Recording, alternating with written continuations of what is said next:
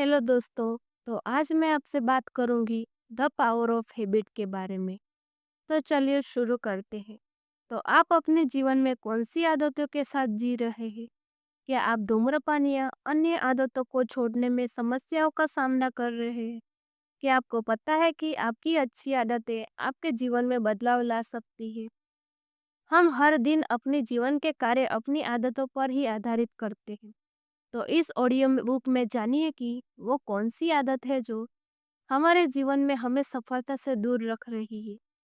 क्या आप जानते हैं कि सफल लोगों के जीवन में उनकी आदतों का बड़ा हाथ होता है? तो चलिए जानते हैं कि आपकी आदतों को आप भी अपनी सफलता प्राप्त कर सकते हैं। कुछ लोग सोचते हैं कि उनकी आदतें उनके स्वभाव का परिणाम है। यदि आप अपनी आदतों को सकारात्मक बनाना चाहते हैं तो इस बुक से सीख सकते हैं, जिसका नाम है द पावर ऑफ हैबिट। तो बिना किसी देरी के आइए शुरू करते हैं। आदतों के उपचार। वह वैज्ञानिकों की पसंदीदा प्रतिभागिनी थी।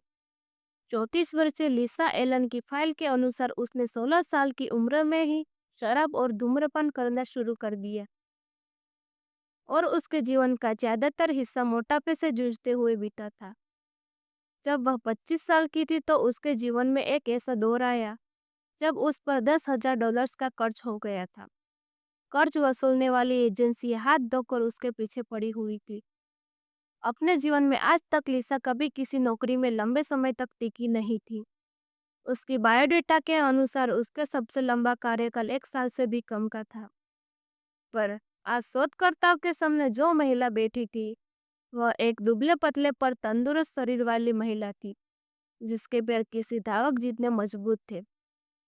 चार्ट में उसकी जो तस्वीर लगी थी, उनकी तुलना में आज वह 10 साल छोटी नजर आ रही थी और उसे देखकर ऐसा लग रहा था कि वह उस कमरे में बैठे सभी प्रतिभागियों के मामले में आसानी से पछाड़ सकती है।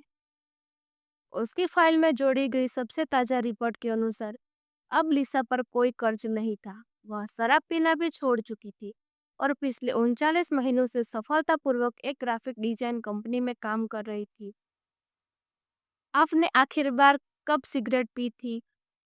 सवालों की एक लंबी सूची सामने रखकर एक डॉक्टर ने लिसा से पूछा। अमेरिका के मैरीलैंड के बेथेस्डा में स्थित इस प्रयोगशाला में आकर लिसा हर बार इन सवालों के जवाब देती थी। लिसा ने डॉक्टर के सवाल के जवाब में कहा, लगभग 4 साल पहले, तब से मैं अपना 60 पाउंड वजन घटा चुकी हूँ और अब तो मैं भी मैराथन में भी दौड़ती हूँ। उसने मास्टर डिग्री की लेने के लिए पढ़ाई शुरू कर दी थी और साथ ही अपने लिए एक घर भी खरीद लिया था। यह लिसा के जीवन का सबसे रोमांचक समय था। उस कमरे में बैठे वैज्ञानिकों में न्यूरोलॉजिस्ट, साइकोलॉजिस्ट, जेनेटिस्ट और सोशियोलॉजिस्ट शामिल थे।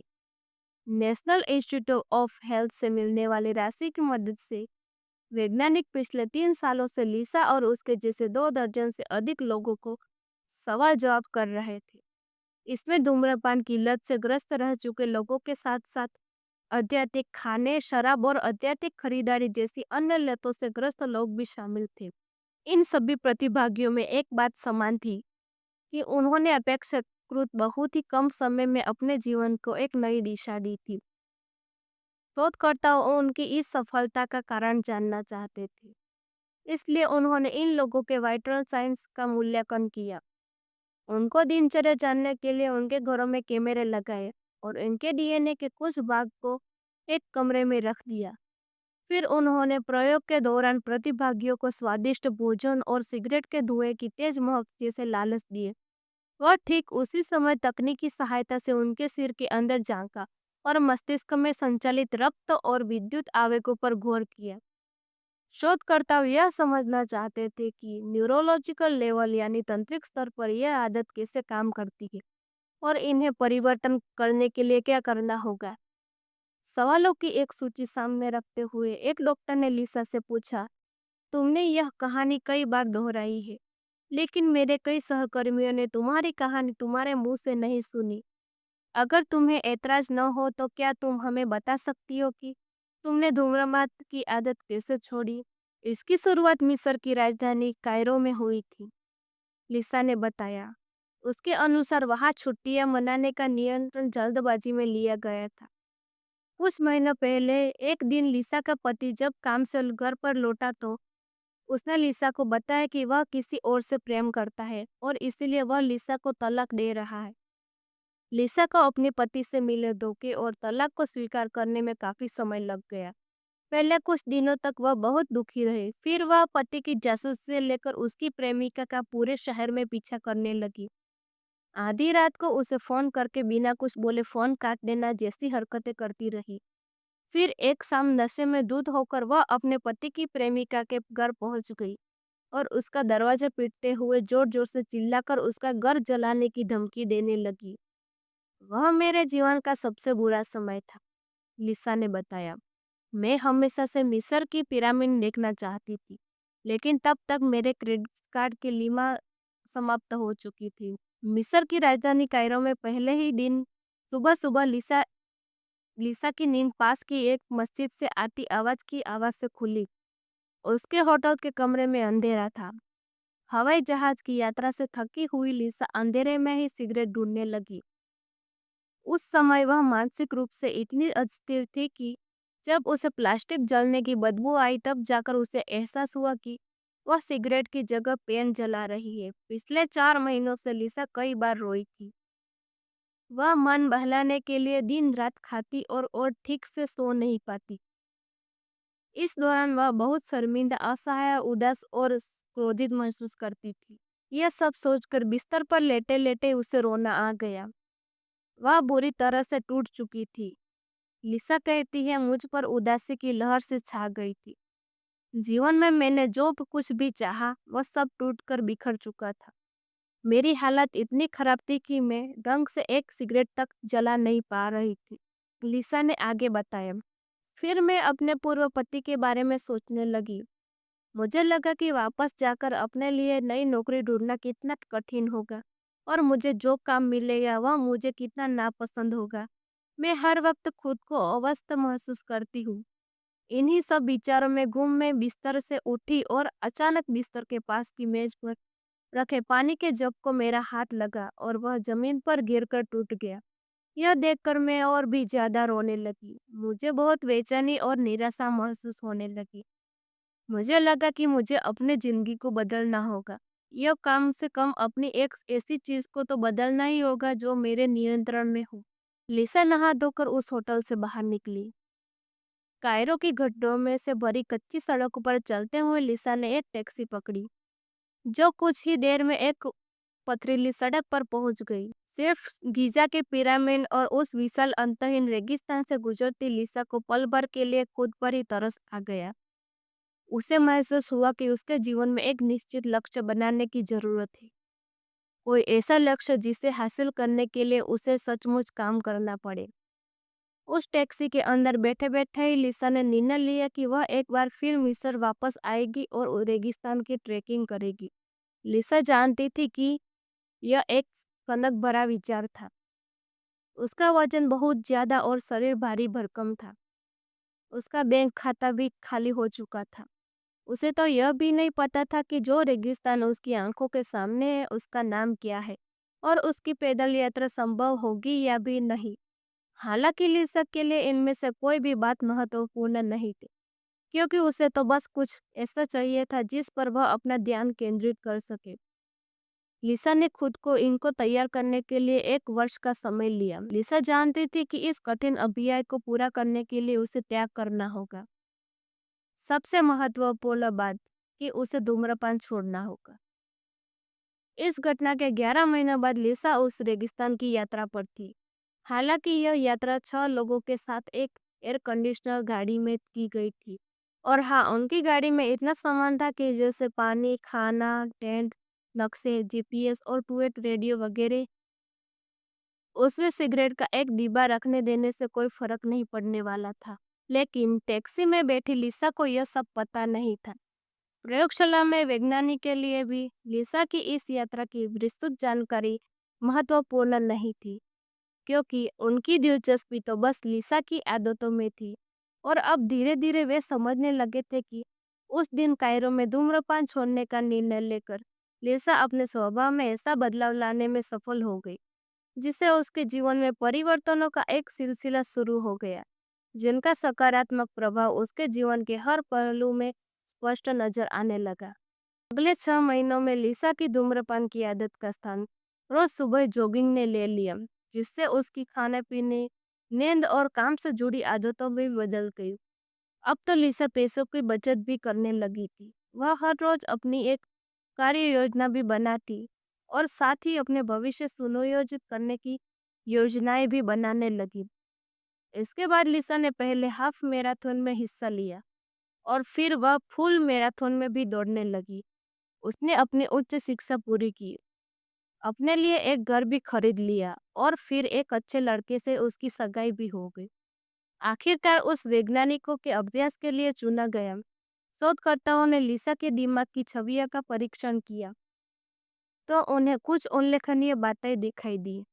उसके न्यूरोलॉजिकल पेंट्स यानी उसकी पुरानी आदतों की जगह कुछ नई किस्म के पेंट्स यानी नई आदतों ने ले ली थी। वे अब भी उनकी पुरानी आदतों की न्यूरोलॉजिकल एक्टिविटीज देख सकते थे, पर अब उसकी पुरानी इम्प्लेज पर नए एजेंट्स थे।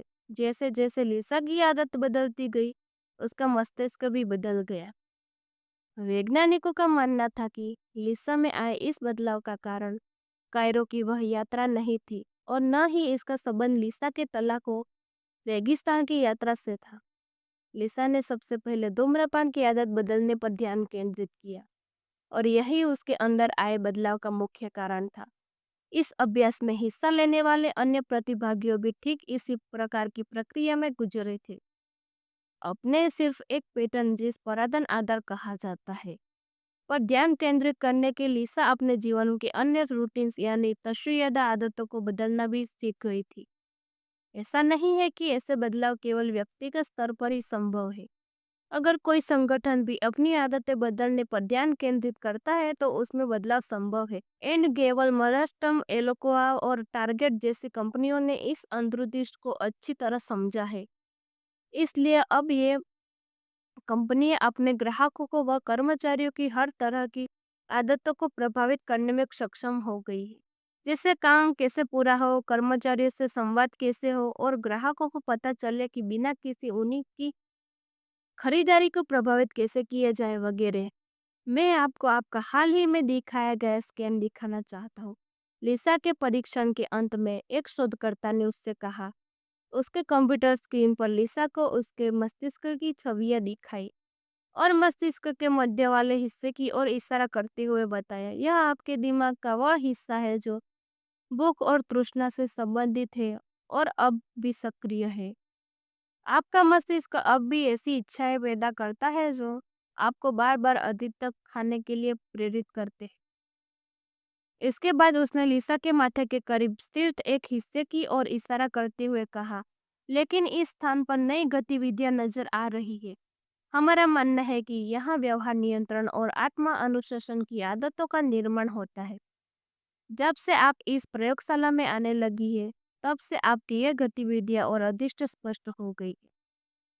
लिसा वैज्ञानिकों का प्रिय प्रतिभागिनी थी क्योंकि उसमें मस्तिष्क की छवियां यह समझने में बहुत उपयोगी थी कि इंसानी व्यवहार में जुड़े पेन्स का आदतों का निर्माण मस्तिष्क के किसी हिस्से में होता है। डॉक्टर ने उसे बताया, इस तरह आप यह समझने में हमारी मदद कर रही है कि कोई एक निर्णय इंसान का संचालित व्यवहार कैसे बनाता है। उस कमरे में बैठे हर व्यक्ति को यह समझना होगा कि वे एक बहुत ही महत्वपूर्ण खोज की कगार पर खड़े हैं और वे सही थे। आज सुबह उठकर आपने सबसे पहले क्या किया? क्या आप सबसे पहले नहाने गए थे या फिर पहले अपने ईमेल देखने गए या फिर रसोई घर में घूमकर कुछ खाने को ले आए? आपने अपने दांत नहाने से पहले साफ किए या बाद में? जूते पहले समय आपने या दाया जूता पहना या बायां? घर से निकलते समय अपने बच्चों से आपने क्या कहा? आपने ऑफिस जाने के लिए कौन सा रास्ता चुना?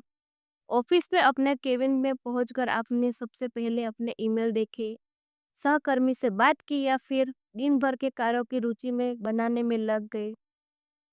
दोपहर के खाने में आपने सलाद खाया या हैमबर्गर? शाम को वापस घर पहुंचने के बाद आप अपने स्पोर्ट्स शूज पहनकर दौड़ने के लिए निकल गए या फिर टीवी के सामने बैठकर खाना खाने लगे। विलियम जेम्स ने लिखा था कि हमारा संपूर्ण जीवन केवल आदतों का परिणाम है। दिन भर में हम जो भी चुनाव करते हैं, उनमें से ज्यादातर सोच समझ कर लिए गए निर्णय लग सकते हैं, पर असल में ऐसा नहीं है। वे सब हमारी आदतें हैं। हम क्या खाते पीते हैं, रात को सोने से पहले अपने बच्चों से क्या बात करते हैं, पैसे खर्च करते समय या बचाते हैं, कितना व्यायाम करते हैं और अपने विचारों का काम से जुड़ी तस्वीर या आदतों को कैसे नियोजित करते हैं। यह सब शुरुआत में छोटी मोटी आदत लग सकती है, लेकिन समय के साथ इन छोटी आदतों को हमारे स्वास्थ्य, उत्पादकता, आर्थिक स्थिति और आनंद पर गहरा प्रभाव पड़ता है। विश्वविद्यालय के एक शोधकर्ताओं द्वारा प्रकाशित शोध में बताया गया कि लोग दिन भर में जितने कार्य करते हैं, उनमें से 60% कार्य उनके निर्णय द्वारा नहीं बल्कि उनकी रोजमर्रा की आदतों के कारण होते हैं। अरस्तुर से लेकर ओपेरा विनफ्रे जैसे अनेक लोगों की तरह ही विलियम जेम्स ने भी अपने जीवन का लंबा समय यह समझाने में लगा दिया था कि आदतों का अस्तित्व क्यों होता है। हालांकि पिछले 2 दशकों से ही वैज्ञानिकों और विकृतिकाओं को यह समझने में आना शुरू हो गया है कि आदत कैसे काम करती है और सबसे महत्वपूर्ण बात कि आदतों को कैसे बदला जा सकता है। इस किताब को 3 भागों में बांटा गया है। पहले भाग में आप जानोगे कि व्यक्तिगत जीवन में आदत कैसे उभरती है। इसमें आदतों के निर्माण की न्यूरोलॉजी के बारे में बताया गया है और साथ ही यह भी समझाया गया है कि पुरानी आदतें बदलकर नई आदतें विकसित करने की प्रणाली क्या है। उदाहरण के लिए कैसे विज्ञापन क्षेत्र में सक्रिय एक व्यक्ति ने टूथब्रश जैसी मामूली चीज को बेचने के लिए आदतों का इस्तेमाल करके दांतों की सफाई को राष्ट्रीय जुनून में तब्दील कर दिया। कैसे प्रोक्टर एवं गैम्बल कंपनी ने ग्राहकों की आदतों का फायदा उठाकर केवल फेब्रिज नाम का एक स्प्रे से ही करोड़ों डॉलर कमा लिया। इसी तरह एलोकोजी एनोनम्स व्यसन की मूल आदत पर प्रहार करके कैसे शराब के लती लोगों को जीवन सुधारता है और कैसे फुटबॉल कोच टोनी टनगी ने मैदान में उपयोगी सूक्ष्म इशारों को खिलाड़ियों स्वच्छता प्रतियोगिताओं में जोड़कर नेशनल फुटबॉल लोगों की सबसे कमजोर टीम का भाग्य पलट दिया। दूसरे भाग में सफल कंपनियों और संगठनों की आदतों के बारे में बताया गया है। इसमें विस्तार से बताया गया है कि कैसे टूरेज सेक्रेटरी बनने में पहले पॉल ओनले ने संगठन की मॉडल आदत पर ध्यान केंद्रित कर घाटे में जा रही एल्यूमिनियम कंपनी का केवल पुनर्निर्माण किया, बल्कि उसे डो जोन्स इंस्टीट्यूट एवरेज की सूची में सबसे उच्च स्थान पर भी पहुंचा दिया। इसी भाग में आप यह भी पढ़ोगे कि टॉप बक्स ने हाई स्कूल में पढ़ाई छोड़कर चुके एक व्यक्ति को इच्छा शक्ति मजबूत करने के लिए आदत सिखाकर एक बेहतरीन मैनेजर बना दिया। इसी भाग में यह भी बताया गया है कि कैसे एक अस्पताल का संगठनात्मक आदत खराब होने के कारण एक प्रतिभावान सर्जन भी मरीजों के ऑपरेशन में भी बड़ी गलतियां कर सकता है। तीसरे भाग में समझ की आदतों पर प्रकाश डाला गया है। इसमें बताया गया है कि अमेरिका के अलाबामा राज्य के मोंटगोमेरी के समाज की अंतहीन आदतों में बदलाव लाकर कैसे मार्टिन लूथर किंग और नागरिक आंदोलन को सफलता हासिल हुई है और इसी पद्धति का उपयोग करके एक युवा पादरी की रिंग वॉरेन जे कैसे सेडबली की घाटी में देश का सबका बड़ा चर्च बना दिया। अंत में कुछ पेचीदा नैतिक प्रश्नों पर भी चर्चा हुई, जैसे कि अगर विट्रेन का कोई हत्या दोष में तक लेकर यही विश्वदा दिला दे कि उसकी आदत के कारण ही उसे हत्या हुई है, तो क्या उसे रिहा कर देना चाहिए। हर अध्याय इस विषय के इर्द गिर्द घूमता है कि अगर हम यह जान ले कि आदतें कैसे काम करती है तो आदतों को बदलना जा सकता है। यह पुस्तक 100 से भी अधिक शैक्षिक अध्यायों, 300 से भी अधिक वैज्ञानिकों और अधिकारियों के इंटरव्यू, ताजा दर्जनों कंपनियों पर किए गए शोध पर आधारित है। मैं करीब 8 साल पहले इराक के बगदाद में एक समाचार पत्र के लिए बहुत रिपोर्टर काम करता था। आदतों के वैज्ञानिक के परित मेरी दिलचस्पी यह बढ़ी इराक में अमेरिका सेना की गतिविधियों को करीब से देखकर मुझे एहसास हुआ कि आदतों के निर्माण का यह इतिहास का सबसे बड़ा प्रयोग है। परिप्रेक्षण के दौरान सैनिकों के अंदर ऐसी कई आदतें विकसित की जाती थी कि जिन्हें बड़ी बारीक से साथ सोच समझ कर डिजाइन किया गया होता है। जैसे युद्ध के बीच कैसे पहुंचना है, आप में से कैसे बात करनी है और दुश्मन पर कैसे गोलीबार करनी है। युद्ध के मैदान में हर आदेश पर सैनिक की प्रतिभागियों इन्हीं स्वभाव का परिणाम है, जिन्हें स्वचालित आदत बनने तक निरंतर दोहराया जाता है। सेना का पूरा संगठन छावनी बनाने, कूटनीति प्रतिभागियों को तब करने के और हमले की स्थिति में अपनी प्रतिक्रिया तक करने के जैसी क्रियाओं पर ही निर्भर होता है। इराक युद्ध के शुरुआती दिनों में विद्रोह लगातार फैलकर जला जाता था और मृतकों की संख्या भी तेजी से बढ़ गई थी।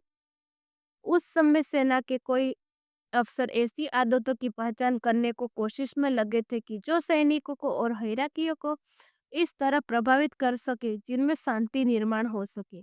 मुझे इराक आए 2 दिन हुए थे जब मैंने बगदाद से 90 मील दूर दक्षिण बस एक छोटे से शहर कुफा की एक खबर सुनी। वहां एक सेना अधिकारी आदतों में सुधार लाने के लिए एक कार्यक्रम चला रहा था।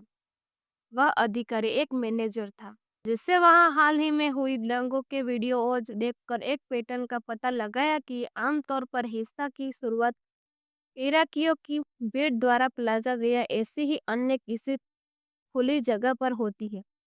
सबसे पहले कुछ ही घंटों में इराकियों के कुछ दल वहां पहुंचे थे। फिर खाद्य पदार्थ विक्रेताओं का आगमन होता था और दर्शकों का भी बड़ा समूह इकट्ठा हो जाता था। इसके बाद इस भीड़ की आड़ में कोई पत्थर या बोतल फेंकता था और फिर हर कोई बेकाबू हो जाता। मेजर ने प्रूफा को नगर पालिका अध्यक्ष से मिलकर एक अजीब निवेदन किया कि प्लाजा में खाद्य पदार्थ विक्रेताओं के आने पर पाबंदी लगा दी जाए। नगरपालिका अध्यक्ष ने मेजर का यह स्वीकार कर लिया।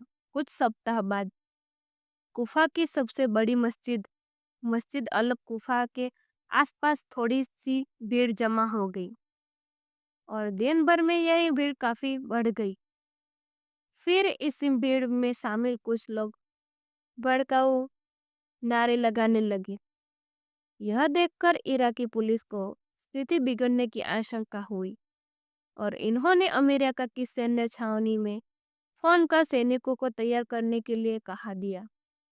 पर शाम होते ही भीड़ व्याकुल होने लगी क्योंकि लोगों का भूख लगने लगी थी और वे कबाब विक्रेताओं को ढूंढने रहे थे, लेकिन वहां एक भी कबाब विक्रेता नहीं था। थोड़ी ही देर में भीड़ में दर्शक के तौर पर आए लोग एक एक करके जाने लगे। जल्द ही उनमें से ज्यादातर वहां से चले गए। यह देखकर भड़काऊ नारे लगाने वाले का मनोबल कम हो गया। शाम के 8 बजे तक सब अपने अपने घर जा चुके थे। जब मैं कुफा की छावनी में पहुंचा तो मेरी मुलाकात मेजर से हुई। उन्होंने मुझे एक बात बताई कि आम तौर पर जब भी हम कोई बड़ी भीड़ देखते हैं तो लोगों की व्यक्तिगत आदतों पर विचार नहीं करते, जबकि वे बड़ी महत्वपूर्ण होती है। मेजर का संपूर्ण करियर आदत के निर्माण की मनोविज्ञान पर समझने में ही गुजरा था। उन्हें परीक्षण शिविर में कई उपयोगी आदतें सिखाई गई थी, जैसे बंदूक में गोलियां कैसे भरनी है, युद्ध क्षेत्र में पर्याप्त नींद कैसे लेनी है, युद्ध के कोलाहल में भी अपने काम पर एकाग्र कैसे रहना है, बुरी तरह थकेमंदी होने पर सही निर्णय कैसे लेना है, वगैरह। इसके साथ ही उन्होंने ऐसा कक्षाओं में भी हिस्सा लिया था जहां उन्हें पैसे बचाने, नियमित व्यायाम करने, अपने बंकर में साथ सारने वाले साथियों से बात करने के बारे में सिखाया गया था। जैसे जैसे उनका चुनाव ऊंचे पदों के लिए होता गया, उन्होंने संगठनात्मक आदतों का महत्व भी समझने में आने लगा कि कैसे निचले स्तर पर काम कर रहे अधिकारी निर्णय लेने के लिए हर वक्त उच्च अधिकारियों पर निर्भर न रहे और कैसे सह दिनचर्या उन लोगों के साथ काम करना भी आसान बना देती है जिनकी आप शक्ल भी नहीं देखना चाहते हो। अब वे एक युद्धग्रस्त देश को फिर से खड़ा करने वाली अधिकारी के तौर पर देख सकते थे कि भीड़ और समूह कैसे समान नियमों और आदतों के गुलाम होते हैं। वे बताते हैं, हर समय उन हजारों लोगों की आदतों का ही एक संग्रह होता है जो उसका हिस्सा है। वे किसी बात से प्रभावित है, इसी से यह तय होता है कि वे हिंसा करेंगे या शांति बनाए रखेंगे। मेजर ने खाद्य पदार्थ विक्रेताओं पर पाबंदी लगाने के अलावा और भी दर्जनों से प्रयोग किए थे, जिससे वहां के स्थानीय लोगों की आदतों को भी प्रभावित किया जा सके। मेजर के आगमन के बाद वहां दोबारा दंगे नहीं हुए। मेजर बताता है कि सेना में मैंने जो सबसे महत्वपूर्ण बात सीखी है वह है आदतों को समझना। इससे दुनिया को देखने के में दृष्टिकोण में भी बदलाव आया है। जैसे अगर आप रात में जल्दी सोना चाहते हैं तो और सुबह उठकर तरोताजा महसूस करना चाहते हैं तो आपको अपने सोने और जागने के समय की आदतों पर ध्यान केंद्रित करना होगा। गौर करें कि सुबह उठते ही आप स्वचालित रूप से कार्य करते हैं। इसी तरह अगर आप दौड़ने की आदत विकसित करना चाहते हैं तो ऐसे प्रेरक को खोजें जो इसे आपका रूटीन बना सके। मैं अपने बच्चों को भी यही सब बताता हूँ। मैंने मेरी पत्नी से हमारी शादीशुदा जिंदगी के लिए भी ऐसी कई आदतें तय कर रखी है जो हमारे रिश्ते को मजबूत बनाती है। अपने अधिकारियों बैठकों में भी हम आदतों के विषय पर ही चर्चा करते हैं। कुफा का कोई भी व्यक्ति शायद यह अंदाज नहीं लगा पाता था कि केवल कबाब विक्रेताओं को हटा देने से हम भीड़ से कोई प्रकार प्रभावित कर पाएंगे कि उससे अगर होने से रोक दें। जब आप भी जब आप भी को आदमी को समूह के रूप में देखते हो तो आपका काम आसान हो जाता है। यह ऐसा है मानो आपका एक संबल लो की मोटी छड़ जो भारी चीजें उठाने के काम आती है और टॉर्च दे दे गई हो और अब आपको काम पर लगाना हो। सेना में भर्ती होने से पहले मैस जॉर्जिया राज्य में रहने वाले एक आम व्यक्ति थे। वे या तो हमेशा सूरजमुखी के बीज चबाते रहते थे या तंबाकू थूकते रहते थे। उन्होंने मुझे बताया कि सेना में आने से पहले उनके लिए करियर का सबसे अच्छा विकल्प था कि या तो वे टेलीफोन लाइन में ठीक करने लगे या फिर शायद दरख्त बेचना शुरू कर दिए। उन्हें हाई स्कूल कई सहपाठियों ने करियर के लिए यही विकल्प चुना था, पर वे सेना में भर्ती हो गए और आज वे दुनिया के सबसे प्रतिभागीशील युद्ध संगठन में 800 सैनिकों के दल के प्रमुख हैं। यकीन मानिए, अगर मुझे जैसा गांव यह सब सीख सकता है तो कोई सीख सकता है। वे जोर देकर मैं अपने सैनिकों को हमेशा करता हूँ कि यदि तुम अपने अंदर सही आदतें विकसित करते हो तो दुनिया में ऐसा कुछ नहीं है जिसे तुम हासिल नहीं कर सकते। पिछले एक दशक में आदत की न्यूरोलॉजिकल और साइकोलॉजिस्ट के बारे में हमारी समझ और हमारे जीवन में समाज के संगठन में पैटर्न कैसे काम करते हैं, इसकी समझ इतनी अधिक बढ़ गई है जिसकी हम 50 साल पहले कल्पना भी नहीं कर सकते थे। अब हम जानते हैं कि आदतों को क्यों उभरती है, कैसे बदलती है और उनके पीछे का वैज्ञानिक क्या है। हम जानना चाहते हैं कि आदतों को बदलकर कैसे उन्हें अपनी ज़रूरत के अनुसार पुनर्निर्मित किया जा सकता है। हम यह भी जानते हैं कि कौन सी आदतों से लोग खान कम सकते हैं, नियमित व्यायाम कर सकते हैं और निपुणता से काम करते हैं, एक स्वस्थ जीवन जी सकते हैं। हालांकि आदतों को बदलने तो आसान होता है और नहीं इन्हें तुरंत बदला जा सकता है, लेकिन आदतों को बदला जा सकता है और संभव भी है। जानते हैं कैसे? तो बने रहिए मेरे पार्ट 2 में। तब तक के लिए बाय।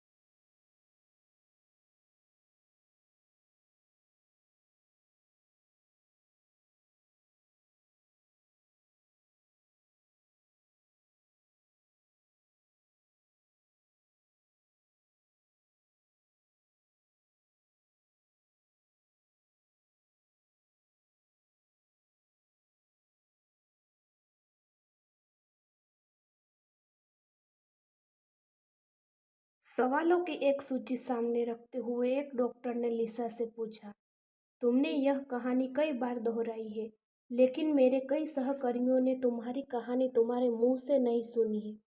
अगर तुम्हें ऐतराज न हो तो क्या तुम हमें बता सकती हो कि तुमने धूम्रपान की आदत कैसे छोड़ी? इसकी शुरुआत मिस्र की राजधानी कायरो में हुई थी, लिसा ने बताया। उसके अनुसार वहाँ छुट्टियां मनाने का निर्णय जल्दबाजी में लिया गया था। कुछ महीनों पहले ही एक दिन लिसा का पति जब काम से घर लौटा तो उसके लिसा के बताया कि वह किसी और से प्रेम करता है और इसीलिए वह लिसा को तलाक दे रहा है। लिसा को अपने पति से मिले धोखे और तलाक को स्वीकार करने में काफी समय लग गया। पहले कुछ दिनों तक वह बहुत दुखी रही। फिर वह पति की जासूसी से लेकर उसके प्रेमिका के पूरे शहर में पीछा करने लगी और आधी रात को उसे फोन करके बिना कुछ बोले फोन काट देना जैसी हरकतें करती रही। फिर एक शाम नशे में धुत होकर वह अपने पति को प्रेमिका के घर पहुंच गई और उसका दरवाजा पीटते हुए जोर जोर से चिल्लाकर उसका घर जलाने की धमकी देने लगी।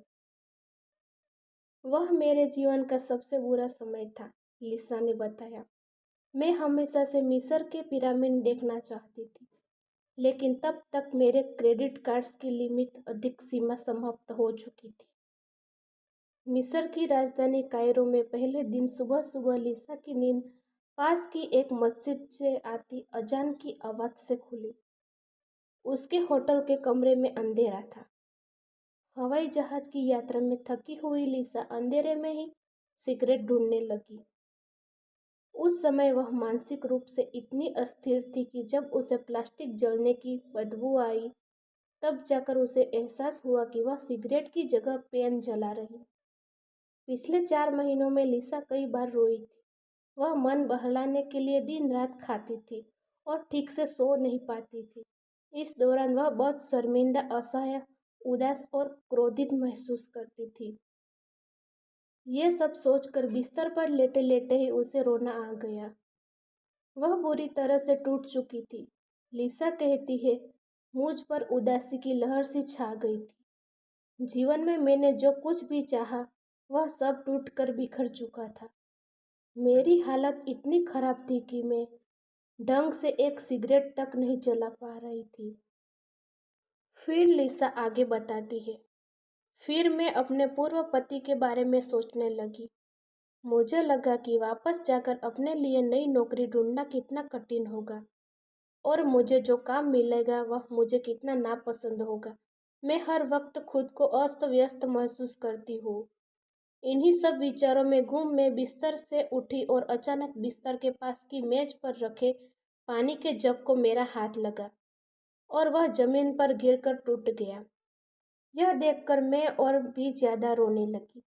मुझे बहुत बेचैनी और निराशा महसूस होने लगी।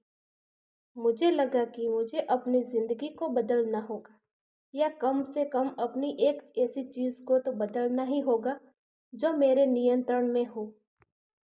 लिसा नहा धोकर उस होटल से बाहर निकली। कायरो की गटरों से भरी कच्ची सड़कों पर चलते हुए लिसा ने एक टैक्सी पकड़ी, जो कुछ ही देर में एक पथरीली सड़क पर पहुंच गई। सिर्फ गीजा के पिरामिड और उस विशाल अंतहीन रेगिस्तान से गुजरना लिसा को पल भर के लिए खुद पर ही तरस आ गया। उसे महसूस हुआ कि उसे जीवन में एक निश्चित लक्ष्य बनाना की जरूरत है। कोई ऐसा लक्ष्य जिसे हासिल करने के लिए उसे सचमुच काम करना पड़े। उस टैक्सी के अंदर बैठे बैठे ही लिसा ने निर्णय लिया कि वह एक बार फिर मिस्र वापस आएगी और इसे रेगिस्तान की ट्रैकिंग करेगी। लिसा जानती थी कि यह एक सनक भरा विचार था। उसका वजन बहुत ज्यादा और शरीर भारी भरकम था। उसका बैंक खाता भी खाली हो चुका था। उसे तो यह भी नहीं पता था कि जो रेगिस्तान उसकी आंखों के समान है, उसका नाम क्या है और उसकी पैदल यात्रा संभव भी है या नहीं। हालांकि लिसा के लिए इनमें से कोई भी बात महत्वपूर्ण नहीं थी, क्योंकि उसे तो बस कुछ ऐसा चाहिए था जिस पर वह अपना ध्यान केंद्रित कर सके। लिसा ने खुद को इसकी तैयारी करने के लिए 1 वर्ष का समय दिया। लिसा जानती थी कि इस कठिन अभियान को पूरा करने के लिए उसे त्याग करना होगा। सबसे महत्वपूर्ण बात कि उसे धूम्रपान छोड़ना होगा। इस घटना के 11 महीनों बाद लिसा उस रेगिस्तान की यात्रा पर थी। हालांकि यह यात्रा लोगों के साथ एक एयर कंडीशन गाड़ी में की गई थी। और हाँ, उनकी गाड़ी में इतना सामान था जैसे पानी, खाना, टेंट, नक्शे, जीपीएस और टू-वे रेडियो वगैरह की उसमें सिगरेट का एक डिब्बा रखने देने से कोई फर्क नहीं पड़ने वाला था। लेकिन टैक्सी में बैठी लिसा को यह सब नहीं पता था। प्रयोगशाला में वैज्ञानिकों के लिए भी लिसा की यह यात्रा की विस्तृत जानकारी महत्वपूर्ण नहीं थी, क्योंकि उनकी दिलचस्पी तो बस लिसा को आदत में थी। और अब धीरे धीरे वे समझने लगी थी कि उस दिन कार्यों में धूम्रपान छोड़ने का निर्णय लेने कि लिसा अपने स्वभाव में ऐसा बदलाव लाने में सफल हो गई, जिससे उसके जीवन में परिवर्तन का एक सिलसिला शुरू हो गया, जिनका सकारात्मक प्रभाव उसके जीवन के हर पहलू में स्पष्ट नजर आने लगा। अगले 6 महीनों में लिसा की धूम्रपान की आदत का स्थान रोज सुबह की जॉगिंग के लिए की बचत भी करने लगी थी। वह हर रोज अपनी एक कार्य योजना भी बनाने लगी थी, साथ ही अपना भविष्य सुनियोजित करने की योजनाएं भी बनाने लगी थी। इसके बाद लिसा ने पहले हाफ मैराथन में हिस्सा लिया और फिर वह फुल मैराथन में भी दौड़ने लगी।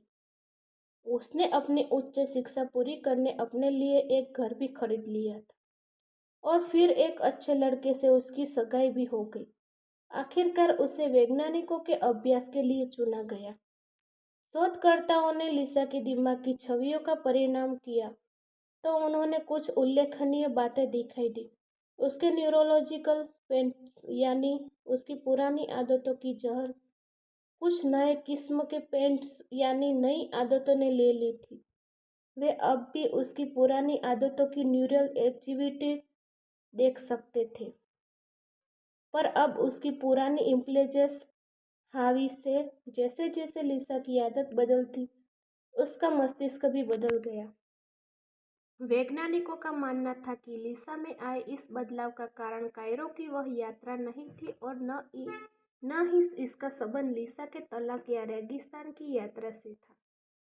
लिसा ने सबसे पहले धूम्रपान की आदत बदलने पर ध्यान केंद्रित किया और यही उसके अंदर आए बदलाव का मुख्य कारण था। इस अभ्यास में हिस्सा लेने वाले अन्य प्रतिभागी की ठीक उसी प्रकार की प्रक्रिया से गुजरे थे। अपने सिर्फ एक पैटर्न जिसे प्रधान आदत कहा जाता है पर ध्यान केंद्रित करने के लिए लिसा अपने जीवन के अन्य रूटीन्स यानी तयशुदा आदतों को बदलना भी सीख गई थी। ऐसा नहीं है कि ऐसे बदलाव केवल व्यक्तिगत स्तर पर ही संभव है। अगर कोई संगठन भी अपनी आदतें बदलने पर ध्यान केंद्रित करता है तो उसमें बदलाव संभव है। Procter and Gamble, Starbucks, Alcoa और टारगेट जैसी कंपनियां ने इस अंतर्दृष्टि को अच्छी तरह समझा है। इसीलिए अब ये कंपनियां अपने ग्राहकों को कर्मचारियों की हर तरह की आदतों को प्रभावित करने में सक्षम हो गई है, जैसे काम कैसे पूरा हो, कर्मचारियों से संवाद कैसे हो और ग्राहक को पता चले कि बिना उनकी खरीदारी को प्रभावित कैसे किया जाए वगैरह। मैं आपको आपका हाल ही में लिया गया स्कैन दिखाना चाहता हूँ। लिसा के परीक्षण के अंत में एक शोधकर्ता ने उसे कहा। उसने कंप्यूटर स्क्रीन पर लिसा का उसके मस्तिष्क की छवियां दिखाई और मस्तिष्क के मध्यवाल हिस्से की ओर इशारा करते हुए बताया, यह आपका दिमाग का वह हिस्सा है जो मुख और तृष्णा से संबंधित है और अब भी सक्रिय है। आपका मस्तिष्क अब भी ऐसी इच्छाएं पैदा करता है जो आपको बार बार अधिक खाने के लिए प्रेरित करते हैं। इसके बाद उसने लिसा के माथे के करीब स्थित एक हिस्से की ओर इशारा करते हुए कहा, लेकिन इस स्थान पर नई गतिविधियां नजर आ रही है। हमारा मानना है कि यहाँ व्यवहार नियंत्रण और आत्मा अनुशासन की आदतों का निर्माण होता है। जब से आप इस प्रयोगशाला में आने लगी है, तब से आपकी ये गतिविधियां और अधिक स्पष्ट हो गई है। लिसा वैज्ञानिकों की प्रिय प्रतिभागिनी थी, क्योंकि उसे मस्तिष्क की छवियां यह समझने में बहुत उपयोगी थी कि इंसान के व्यवहार से जुड़े पेट्स या आदतों का निर्माण मस्तिष्क के किस हिस्से में होता है। डॉक्टर ने उसे बताया, इस तरह आप यह समझने में हमारी मदद कर रही है कि कोई एक नियंत्रण इंसान का स्वचालित व्यवहार कैसे बनाता है। उस कमरे में बैठे हर व्यक्ति को यह महसूस होने लगा कि वे एक बहुत ही महत्वपूर्ण खोज की कगार पर है खड़े, और वे सही थे। आज सुबह उठकर आपने सबसे पहले क्या किया? क्या आप सबसे पहले नहाने गए, या फिर पहले अपने ईमेल देखे, या फिर रसोईघर में घुसकर कुछ खाने को ले आए? आपने अपने दांत नहाने से पहले साफ किया या बाद में? जूते पहनने समय आपने दायां जूता पहना या बायां? घर से निकलने समय आपने बच्चों से आपने क्या कहा? आपने ऑफिस जाने के लिए कौन सा रास्ता चुना? ऑफिस में अपने केबिन में पहुंचकर आपने सबसे पहले अपने ईमेल देखे, सहकर्मी से बात की, या सीधे दिन भर के कार्य में रुचि बनाने में लग गए? दोपहर में खाने में आपने सलाद खाया या हैमबर्गर? शाम को वापस घर पहुंचने के बाद आपने अपने स्पोर्ट्स शूज पहनकर दौड़ने के लिए गए, या फिर टीवी देखने में बैठ गए खाना खाने लगे? मैं विलियम जेम्स ने लिखा था कि हमारा संपूर्ण जीवन केवल आदतों का परिणाम है। दिन भर में हम जो भी चुनाव करते हैं, उनमें से ज्यादातर सोच समझकर लिए गए निर्णय लग सकते हैं, पर असल में ऐसा नहीं है। वे सब हमारी आदतें हैं। हम क्या खाते हैं, क्या पीते हैं, रात को सोने से पहले अपने बच्चों से क्या कहते हैं, पैसे खर्च करते हैं तो या बचाते हैं, कितना व्यायाम करते हैं, और अपने विचारों व काम से जुड़ी तयशुदा आदतों को कैसे नियोजित करते हैं। ये सब शुरुआत में छोटी मोटी आदतें लग सकती है, लेकिन समय के साथ इन छोटी आदतों का हमारे स्वास्थ्य, उत्पादकता, आर्थिक स्थिति और आनंद पर गहरा प्रभाव पड़ता है। विश्वविद्यालय के एक शोधकर्ता द्वारा प्रकाशित शोध में बताया गया कि लोग दिन भर में जीवन कार्य करते हैं, उनमें से 40% कार्य उनके निर्णयों द्वारा नहीं बल्कि उनकी रोजमर्रा की आदतों के कारण होते हैं। अरस्तु से लेकर ओपेरा विनफ्रे जैसे अनेक लोगों की तरह ही विलियम जेम्स ने भी अपने जीवन का लंबा समय यह समझने में लगा दिया था कि आदतों का अस्तित्व क्यों होता है। हालांकि पिछले 2 दशकों से ही वैज्ञानिकों और विक्रेताओं को यह समझने में आना शुरू हुआ है कि आदतें कैसे काम करती है, और सबसे महत्वपूर्ण बात कि आदतों को कैसे बदला जा सकता है। इस किताब को 3 भागों में बांटा गया है। पहले भाग में आप जानोगे कि लोगों के व्यक्तिगत जीवन में आदत कैसे उभरती है। इसमें आदतों के निर्माण की न्यूरोलॉजिकल के बारे में बताया गया है, और साथ ही यह भी समझाया गया है कि पुरानी आदतें बदलकर नई आदतें विकसित करने की प्रणाली क्या है। उदाहरण के लिए, कैसे विज्ञापन क्षेत्र में सक्रिय एक व्यक्ति ने टूथब्रश जैसी मामूली चीज को बेचने के लिए आदतों का इस्तेमाल करके दांतों की सफाई को राष्ट्रीय जुनून में तब्दील कर दिया था। कैसे प्रोडक्ट एवं कंपनी ने ग्राहकों की आदतों का फायदा उठाकर केवल फेब्रिज नाम का एक स्प्रे से ही करोड़ डॉलर कमा लिया। इसी तरह अल्कोहल एनोमम, और कैसे फुटबॉल कोच टोनी ने मैदान में उपयोगी सूक्ष्म इशारों को खिलाड़ियों की स्वचालित प्रतिक्रियाओं से जोड़कर नेशनल फुटबॉल लोगों की सबसे कमजोर टीम का भाग्य पलट दिया। दूसरे भाग में सफल कंपनियों और संगठनों की आदतों के बारे में बताया गया है। इसमें विस्तार से बताया गया है कि कैसे ट्रेजरी सेक्रेटरी बनने से पहले पोलो ऑनलाइन में संगठन की मूल आदत पर ध्यान केंद्रित कर घाटे में जा रही है एल्यूमिनियम कंपनी का न केवल पुनर्निर्माण किया, बल्कि उसे डॉ जोन्स इंडस्ट्रियल एवरेज की सूची से सबसे ऊंचे स्थान पर भी पहुंचा दिया। इसी भाग में आप यह भी पढ़ेंगे कि कैसे स्टारबक्स ने हाई स्कूल में पढ़ाई छोड़ चुने एक व्यक्ति को इच्छा शक्ति मजबूत करने की आदतें सिखाकर एक बेहतरीन मैनेजर बना दिया। इसी भाग में यही बताया गया है कि कैसे एक अस्पताल की संगठनात्मक आदतें खराब होने के कारण एक प्रतिभाव सर्जन भी मरीजों के ऑपरेशन में बड़ी गलतियां कर सकता है। तीसरे भाग में समाज की आदतों पर प्रकाश डाला गया है। इसमें बताया गया है कि अमेरिका के अलाबामा राज्य के मोंटगोमेरी के समाज की अंतहीन आदतों में बदलाव लाकर कैसे मार्टिन लूथर किंग जूनियर और नागरिक आंदोलन को सफलता हासिल हुई और इसी पद्धति का उपयोग करके एक युवा पादरी रिक वॉरेन ने कैसे सेंट बेलेंग घाटी में देश का सबसे बड़ा चर्च बना दिया। अंत में कुछ पेचीदा दैनिक प्रश्नों पर भी चर्चा हुई, जैसे कि अगर बिट्रेन का कोई हत्यारा डोज तक देकर यह विश्वास दिला दे कि उसकी आदतों के कारण ही उसमें हत्या हुई है, तो क्या उसे रिहा कर देना चाहिए।